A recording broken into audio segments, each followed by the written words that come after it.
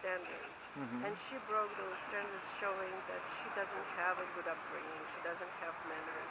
I was embarrassed and turned red when I was watching times, yeah. when I was watching the on TV when they were here, and I think it was even in Seattle, but don't quote me on that. But that's where the representation of the Armenian diaspora is in Seattle. And they actually were presenting an original of the painting by Ivazovsky, wanting that to be taken to his museum in Crimea. And the best she could do was, wow, thank you very much. I wonder how much it cost. The interpreter didn't even interpret it. I was applauding the interpreter because he was able to protect it. I mean, it's false. So you're saying she had a little bit too much of Imelda Marcos in and she was full of herself. Like she would insert I think that's where that she story had, came from. Yeah, that she would everywhere insert that she had, PhD in philosophy or something. Well, yeah, you don't hear all the stuff in the news here, but sometimes we hear jokes, and if you read between the lines, the jokes, like the one I heard, they said it was a joke I heard going around in Poland. They said, well, the Soviets had developed in their genetic labs a new kind of cow that had a really long neck, so that it could graze in Poland and be milked in Moscow. That's a good one, but you will like this one. When I went, I think it was in 2003, I want to say, to visit back home, my friends were saying, oh, we have a great bestseller book. Do you know the name of it? I'm like, no, what is it? I Also Slept with the President. And it was after Lewinsky scandal. What was this a book about? What was it set in? No, they just asked me if I know what the bestseller in Moscow and St. Petersburg and in Russia is. And I'm like, no, I don't. And they said, do you know the name of the book? I'm like, no, I don't. And the name of the book is I Also Slept with the President. And they said, do you know who the author is? And I'm like, no, Hillary Clinton. I remember so many jokes. In fact, there was one joke I got from Russia. They have these dolls that go inside the doll. Dolls.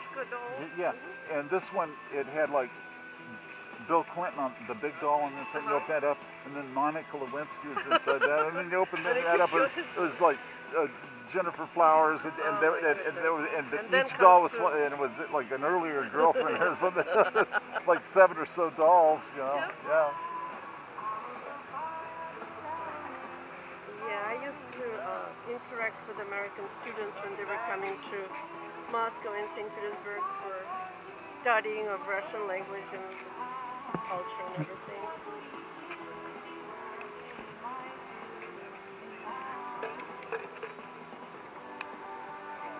So I was telling them political jokes and they laughed, but sometimes they didn't. We were a dissidents apartment, and so those ladies kind of looked at me and said, are you interpreting well? And I was really insulted. So I turned to Americans and I said that posters, they think that I'm not a good interpreter, that I don't have a good command of English. And they're like, why? Well, I said, because I'm interpreting jokes. Do you understand what I'm saying? They're like, yes. Your humor doesn't always translate. Yeah, and then I said, so they're asking why you're not laughing. And the guy said, oh, but this is sad. And this was the funniest thing those people could have heard. Because they said that if we took it for sad, we would not be able to survive. Yeah. We had to laugh at those things. That's true. That's so true. And there's a book actually, but by Czech, from Czechoslovakia, it wasn't divided yet. And it's called How We Lived Under Communism, how we survived under communism and even left. Well, there's something I can share with you. I remember seeing these photographs of the Russian soldiers, the Soviet soldiers at that point when they were leaving Afghanistan, and they had these like blue and white striped shirts on. Oh, those are sailors. Well, but they were coming out of Afghanistan, and they were retreating. The Soviet Union was pulling out, and all my life, you know, you hear this rhetoric like from Reagan, you know, the evil empire and so forth. And I looked at those guys, and I looked really close at them. They're young men, and I went, those guys could be from Chicago. Exactly. I mean, they look just like our guys. Very much. And that's what Americans were, when they were visiting and I couldn't travel at all, that's what they were saying. And then they brought me, because I started interacting with Americans in 76, even earlier, 74. And then they brought me here in 91, and I was in D.C. and I was browsing the streets How were you able to leave the country? We were always told that they No, didn't. in 91 it was already... It was easy? Yeah, it was even easier than now. People would just apply for visitor's visa for me, and it was nothing to do. So no, after perestroika it was much easier. So anyhow, I was walking around and I was looking at people's faces, and I could swear that some of them I saw in St. Petersburg because they were so similar. And that's what Americans were saying, that our country is so mixed with different republics and different people, and here the people are also mixtures. I should have brought, I do have an extra chair. When my wife comes back, I'll have to get it out. She said she didn't need a chair, but I'm old enough, I knew I wanted a chair. Yeah. I leave it to the young people to sit on the pavement. Yeah, we don't have chairs, are we? Yeah, they will be going on. Well, I'm sure the city isn't going to provide any. No. Volunteering with them, but they will be going at 7 on the... And who do you work for? Well, Works in Progress asked me to cover this, so I agreed, but also I'd have covered it on my own for the Mason County blog anyway. I have my own company, Soul Snatcher Productions. Oh. Yeah. Soul Snatcher. Yeah, you know, I just decided to roll with it. I get so many people, you know, when I pick up my camera and take a picture, and they go, oh, and they get all excited and hostile. You know, I might as well name my company Soul Snatchers. You know? For Soul Snatcher, you know, yeah. Well, did Elena tell you about what we do? Well, now, you're stand-up kids. We are. And, we do street outreach for homeless youth. Okay. We're all volunteers, and we just hit the streets every Friday nights, and we hand out these nifty little outreach packs. Well, can I see one of those? You sure can. So what I see here is I see a pair of clean dry socks. Every week. And I see something to drink, and here I see like an energy bar. Okay. Hand warmers and crackers. We do wish list drives, and we just, whatever we get, we try to pack stuff up and bring them. And this is good. The kids like it. They call these happy packs. That's what they Happy started. meals, happy packs. They started calling them happy packs. But so this is what we do on Friday nights. But then we try to kind of establish relationships. We work with kids up to 25 years old. No, I lied. Up to 26 I'm through a kid 25. at heart too. Yeah. Well, I have a question for you. I understand from listening to the city council meeting on the 8th, when they voted for this ordinance, which is clearly targeted at the homeless, no matter what they say, that they said there'd be problems around City Hall, that there were young people sleeping in the doorways. Now, I've been told since then that that's highly monitored with surveillance cameras all around there. Is that, and you would know more than I would because you're in contact with these people that are homeless, young people.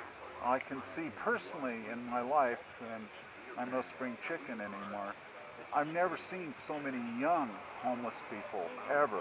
But were they sleeping there because they felt safer there than sleeping somewhere else? Yes, that's what they were saying. Exactly. That it's lighted, that they felt protected, that they were not prey to other homeless with, you know, more experience.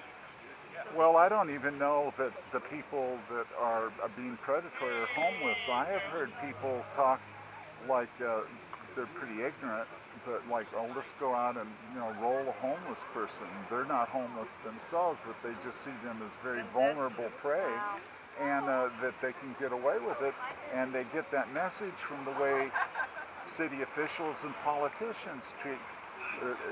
So, in effect, when the homeless are vilified or stigmatized, it gives a certain element the idea that they have permission to get away with this. Well, it's dehumanizing. Well, yeah. So I'm kind of hoping that people will see this in the context that it deserves to be in. Saudis did the same. They pushed everybody 100 kilometers away from the big cities, so that as if it doesn't exist. You mean in the Soviet Union? Yeah, and that's what I see they're doing here. Now. What did they have? An ordinance that said the homeless couldn't be any closer than 100 kilometers to a city? Yes, they would send them out because everybody was supposed to have internal passport and papers, and especially, those people who didn't have any papers, they would be just taken and dropped off 100 kilometers. One of the homeless women, young women, at the meeting we had at Darby's Cafe mentioned it as a city in, I think, Florida, where they literally passed an ordinance that made it illegal to come into the city if you were homeless. Just flat out. Well, I mean, most cities actually have ordinances that make it illegal to be homeless. In effect, but this was like really, this was literally, yeah. Yeah, they don't necessarily force it. So, yeah, I mean, I acknowledge it's a hard, it's a hard situation. I think my concern with the no camping ordinance is that they weren't given an alternative. I understand that things go on, There is no alternative when you're homeless. and that's the problem. Sure. Yeah, I mean, they also said that all the resources are downtown, so by pushing them away, it makes it harder for them to have water that's right here. One young homeless man was beaten, tortured, and murdered in the woods. And who's he going to turn to for help? All the police, the emergency services, they're far away. Are you talking about the guy that got put into the barrel and burned? Or? I don't know, but one of the gentlemen that it took us 3 minutes to address the city council talked about it. I missed that meeting, and I haven't watched the video yet. Well, I've got it on my blog, and also the city has it too. Yeah, it's on the city hall's website, so I need to go look at it. But the speakers that took their 3 minutes were elegant. They were articulate. They were passionate. They were telling the truth. There was a unanimous opposition of people that spoke against the ordinance, and the city council voted for it unanimously. He's talking about this one. The other one? Just on the 8th yeah. of January. When we they voted on it. Yeah, we went to the one in That was the December. first reading. It was actually the second meeting. Was it the 2nd of December? They've had several because they rewrote the ordinance. There were, they've rewritten it a couple of different Like it was okay to sleep downtown if you could do it standing up? There were ordinances. There was one about. They broke them out. There was one about not. What is it called when you play the guitar? Busking. Busking. Which is free speech. There was one that was. Busking was written into the camping, and they wanted to split that out. And then they didn't have enough support, I think, to pass it without adding some funding. So I believe they added they went back and added $35,000 grant, which is really only enough money to keep the shelter running for 3 months. So. But I would like to bifurcate between what, how generous the city says it's being and something more distinct. Just because I give a handout, say in the South, before the Civil Rights Movement, to a black person that's hungry, but I still vote for Jim Crow laws, there's a disconnect by defining an entire class of people essentially, virtually as criminals. You can't overcome that by bragging about, how you give cookies or, you voted, you gave the United Way. I mean, the homeless, some of the homeless, they don't want charity, they just want to be left alone. Yeah, and So I want to be real careful not to. I think that the mayor has a very good heart, and I think that he really has done a lot. I mean, sincerely has done a lot even before he was mayor. Well, I heard him talk about to it. benefit the homeless. And if you, I mean, if you look at his record, I'm not just saying he's a great guy or anything, but I think it's got to be more than just the government officials, because they're really, I mean, the businesses go to City Hall and complain, and you know, it's All the more, businesses I heard on the 8th were opposed to the law that they brought, that were willing to sign, you know, up to what they wanted. Right. Yes, but and I don't know who was at there at the 8th, but the one that we went in December, there was somebody that spoke out against the camping and in favor of the ordinance. Okay. And there are a lot of businesses that don't go there, you know, that write letters and lobby in different ways. And there's an awful lot of pressure from the businesses. And so I'm not saying the government's totally blameless, but I'm also saying that we as a society aren't totally blameless either. And I just think it's a mindset that has to change. Admittedly, charity begins at home. But we're not talking about charity here. We're talking about civil rights. I agree. and the mayor, I heard him say so. He was gloating, he was bragging about using the homeless as pawns in his arguments with other sister municipalities and to the county agency to shoulder a greater share of the burden. So he says, well, I'm going to, in so many words, he said he was going to create a crisis. He's managing by crisis by passing this ordinance to force the hands of these other agencies that he doesn't think is doing enough. I find that reprehensible. Yeah, and I can't even speak to that because I didn't even hear. Well, it's online. You can hear it coming out of his own mouth, and he's saying, well, now that we've got this law, maybe that'll get Evergreen and the county and and these other people to shoulder more of the burden that we feel that Olympia shouldn't have been taking on so much of the burden. Well, it's fine to make that argument, but when you start using children and the vulnerable and the weak and the sick and the elderly as pawns in these kinds of political battles, I think that reflects badly on the city. I found that it's American social services motto, it has to get worse before it gets better. When I first heard that, I was like, well, the bottom line, according to Cameron, is that nothing's going to change until it hits everybody's pocketbook. Yeah, well, I'm here to, the story I'm trying to cover is, I think that the city has been charitable, but I think it's violating people's civil rights. And that's what I said when we went to city council. yes. Hello? Do you guys think we should walk around a little bit? Yeah, I'm cold. It's been very nice chatting with you. We're going to walk around and see if we can find some of our kids. Thank you. Hello? Hello?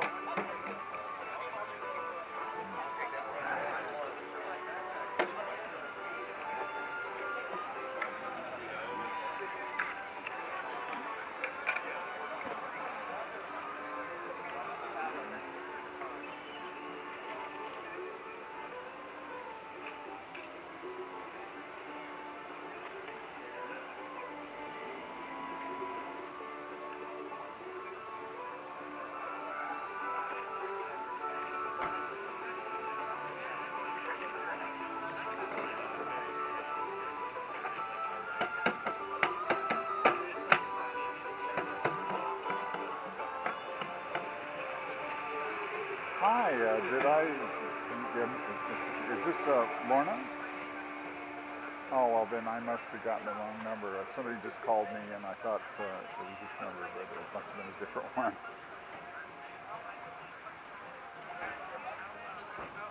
Yeah.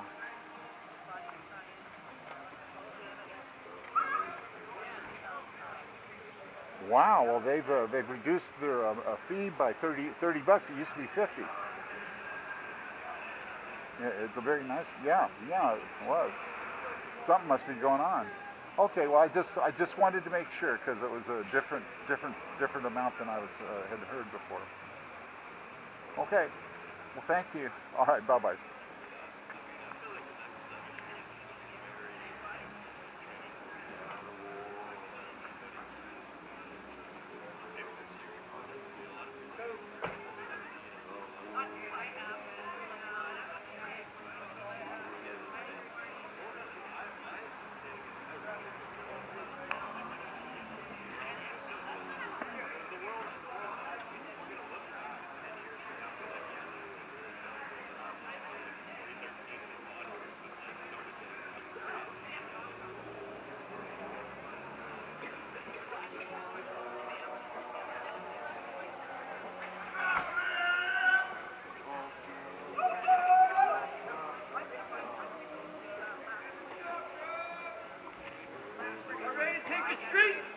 Hello? Hi, is this Deborah? Yeah, did you just call me a minute ago? Hi.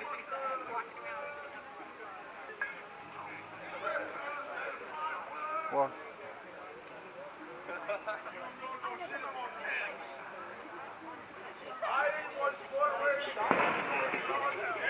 yeah, right.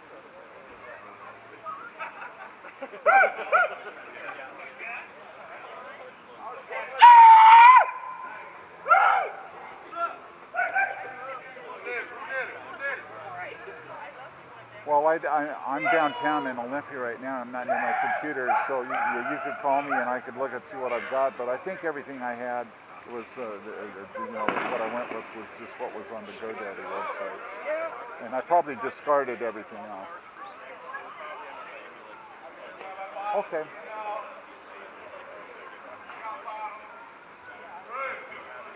Okay.